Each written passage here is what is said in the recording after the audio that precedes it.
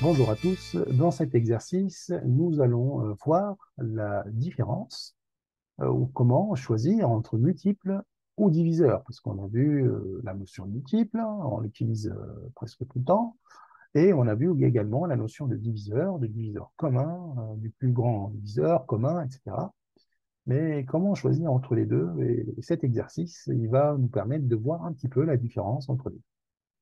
Alors, dans cet exercice, on a deux voitures. Donc, le schéma que j'ai choisi est juste à droite, donc il nous montre bien deux voitures qui vont partir en même temps. C'est une course, hein, ils vont partir d'un endroit donné, hein. On va supposer qu'ils partent, le point de départ de la course, par exemple, est ici. Donc, les deux voitures partent de ce point-là, le point de départ. Et donc, deux voitures, A et B. La voiture A effectue le tour du circuit en 36 minutes, d'accord? Et la voiture B en 30 minutes. Voilà, on a deux voitures, A et B, qui partent du point D. L'une effectue le circuit en 36 minutes et l'autre en 30 minutes. Donc, bien sûr, une qui va aller plus vite que l'autre, mais quand elle va plus vite que l'autre, à un moment donné, elle va rattraper la deuxième voiture, etc.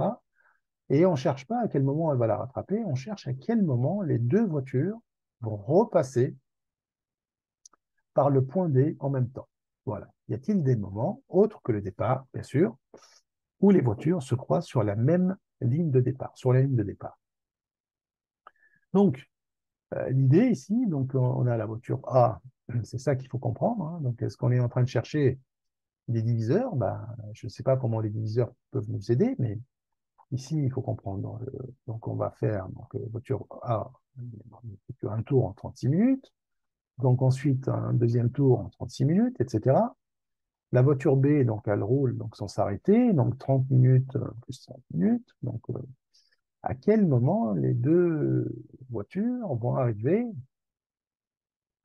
au point de départ. Bien, si elles arrivent au point de départ, ça veut dire qu'elles ont fait pas le même nombre, mais un nombre entier de tours.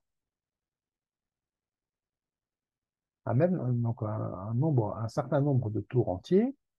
Et puis, quand elles reviennent au point de départ, c'est-à-dire qu'elles auront effectué le même temps, la même durée. D'accord? Donc, en fait, la question ici, à quel moment, à quel moment on aura les mêmes durées, en fait. D'accord? Donc, cet exercice est un exercice de multiples. Regardez comment je vais le présenter. On va regarder les multiples de chaque paquet, donc de 36 et de 30. Donc, la voiture A, que je vais mettre en rouge ici, A. Et donc, ici, on a un tour, deux tours. Donc, ça, c'est le nombre de tours. Trois tours, quatre tours, cinq tours et six tours. Donc, le premier tour, la voiture A, elle le fait en 36 minutes. Ensuite, deuxième tour, donc 36 plus 36, il nous fait 72 minutes. Donc, on est en train de regarder les multiples. Ensuite, 3 fois 72, 3 fois 36 qui fait 72 plus 36, on arrive à 108 minutes. D'accord? Et ensuite, on rajoute 36, on est à 144, 180, etc. Pour la voiture B, elle fait son tour en 30 minutes. Deuxième tour, elle va passer 60 minutes. Et troisième tour, 180 minutes. Ah, je trouve un 180 ici. Ça veut dire qu'à 180 minutes, la voiture B aura fait 3 tours. OK? La voiture BA aura fait 5 tours. D'accord? Donc, c'est ça. Donc, 36, 2, 3, oui, c'est ça, 3 tours. Non, j'ai zappé, pardon, j'ai zappé un tour là. Ici, c'est 120, pardon, 120, pardon, 90 même. Donc, 3 tours, on est à 90 minutes. Je vais aller vite, hein. Donc, 3 tours, donc 30, 60, 90, 120. OK. Et puis on va rajouter 30, ça nous fait 150 minutes. Et là, du coup, on va arriver à 180 ici. Donc, du coup, je regarde. Donc, j'ai 180 minutes. Donc, la voiture A, elle aurait fait 5 tours. C'est normal, 5 fois 30, ça fait 150. Et 5 fois 6, 30. En 180 minutes, elle aura fait 5 tours, mais ce n'est pas gênant. C'est-à-dire qu'à 180 minutes, elle est au point D. Et la voiture B, elle aura fait 6 tours, puisque 6 fois 30, c'est 180. Donc, 6 tours. Et elle se retrouve au point de départ, puisque elle aurait fait 180 minutes. On aura l'égalité. D'accord?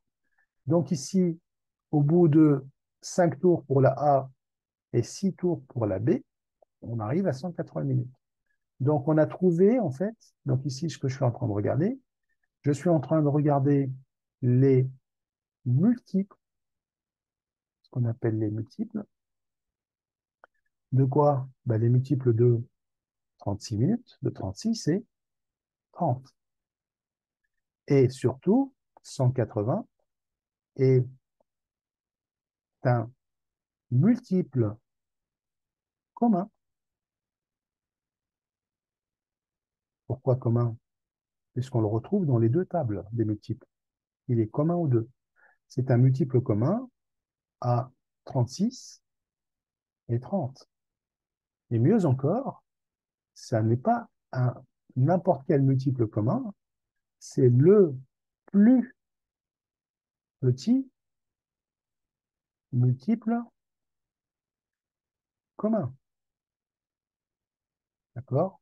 Alors en mathématiques, on va l'appeler le PPCM, plus petit commun multiple de 36 et 30, c'est 180. Autrement dit, si on revient à l'exercice maintenant, alors y a-t-il des moments autres que le départ où les voitures se croisent? Oui. Donc elles vont se croiser à 180 minutes. A et B se croisent, au point D, se croisent de nouveau au point D. Y a-t-il un autre moment?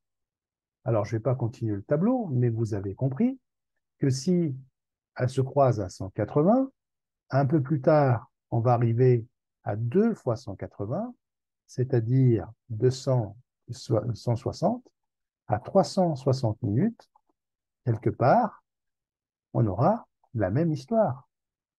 Donc elles vont se recroiser à 360 minutes. Et encore une fois, à 3 fois 180, hein, donc 3 fois 180, ce qui fait 240 à 540 minutes, si je ne me trompe pas. Donc, elles vont également se croiser à chaque fois, à tous les multiples de 180 minutes. D'accord? Donc, et, et elles continueront à se croiser, si elles ne s'arrêtent pas, hein, à se croiser à tous les multiples, de 180.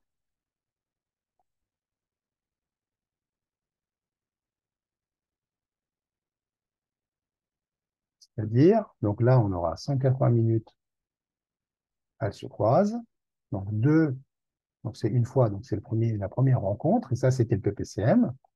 2 fois 180, deuxième rencontre. 3 fois 180, troisième rencontre, etc. D'accord? Alors, je vous rappelle tout simplement que 1 fois 180, c'est 3 heures. Hein. Donc, c'est 3 heures. Toutes les 3 heures, elles vont se croiser, hein, si jamais elles n'arrêtent pas de rouler, et à condition de garder, bien sûr, une vitesse constante, hein, sur ce parcours. Voilà un exercice où on n'a pas utilisé la notion de diviseur. Donc, à chaque fois que vous allez avoir cette notion de circuit, donc des paquets qui s'ajoutent, ben là, ce n'est pas le diviseur, il faudra penser aux multiples et penser également aux multiples communs. Et ce qui nous intéresse le plus, c'est le plus petit commun multiple, c'est-à-dire à quel nombre le plus petit possible les deux quantités de multiples vont être égales. Merci en tout cas pour votre attention et je vous dis à très vite pour d'autres séquences. Au revoir.